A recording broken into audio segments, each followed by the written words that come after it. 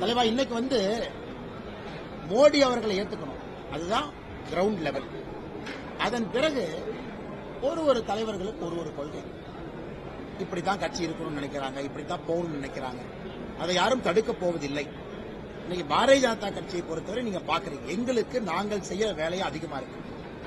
என்னை ஒருத்தர் எதுக்குறாங்க அப்படிங்கறதுக்காக நான் என்ன மாத்திக்கிட்டாங்கன்னா அப்படியே தான் இருக்கேன், அதே தான் பேசுறேன். நான் பேச்சை மாத்திக்கிட்டேன்னா மக்களுக்கு எது உண்மையோ தொடர்ந்து பேசிக் கொண்டிருக்கின்றது. என் பேச்சை நான் எப்பவும் மாற்றுவது கிடையாது.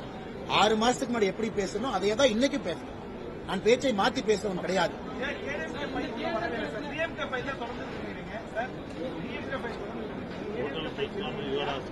ஏன்னா ஆட்சியில டிஎம்கே இருக்கு, 1, 2, 3 டிஎம்கே ஃபைல்ஸ் கொடுத்தாச்சு. இன்னைக்கு நான் 1984 பிறந்தேன்.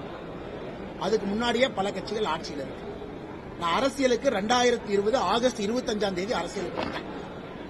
சரியானே? என்னுடைய அரசியல் காலகட்டமே 3 ஆண்டுகள். இந்த 3 ஆண்டுகள்ல சில விஷயத்துல நான் தெளிவாக இருக்கின்றேன். குடும்ப ஆட்சி, ஊழல் ஆட்சி, ஜாதி அரசியல், அடாவடித்தனமான அரசியல். நான் ஏற்கனவே இந்த கேள்விக்கு பதில் சொல்லியிருந்தேன். எங்களுக்கு இருக்கக்கூடிய நேரத்தை எப்படி பயன்படுத்த வேண்டும் என்பதில் தெளிவாக இருக்கின்றோம். திமுக ஆட்சியில் இருக்காங்க, நாங்க ஆட்சியில் இருக்கோம். என் பேச்சு இரண்டையும் சுத்தி தான் வருது. திமுக செய்திருக்கக்கூடிய தவறுகள், நான் அரசியலுக்கு வந்ததிலிருந்து என்னுடைய பேச்சில் நான் தெளிவா இருக்கேன். அதே நேரத்தில் பாரதிய ஜனதா கட்சி மாற்று அரசியல கால் வைக்க ஆரம்பித்து விட்டது. வருகின்ற காலத்தில் பாப்பீங்க. 2024 தமிழ்நாட்டுக்கான தேர்தல் இல்ல.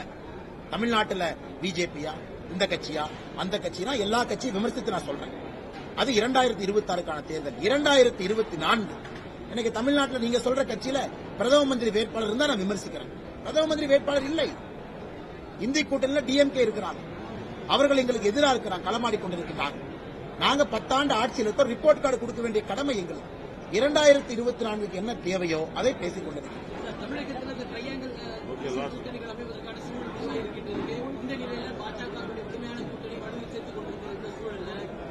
பாஜகவுக்கும் திமுகவுக்கும் பிரதான போட்டிக்கான களமாக இந்த திமுக தேர்தல் 2014 நீங்க பாத்தீங்க, பாரதிய ஜனதா கட்சி மற்ற கட்சிகள்லாம் இணைந்து ஒரு புதிய கூட்டணியை உருவாக்கி கிட்டத்தட்ட 19 விழுக்காடு மொத்தமாக வாக்கு சதவீதம் வாங்கியிருந்தோம்.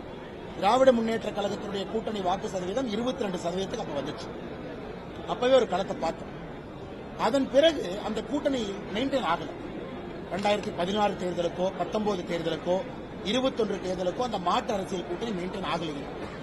பட் 24 பொறுத்தவரை பொறுத்திருந்து பார்ப்போம் என்ன எப்படி அமைய போதுன்னு. பிப்ரவரி கடைசி வரைக்கும் டைம் இருக்கு.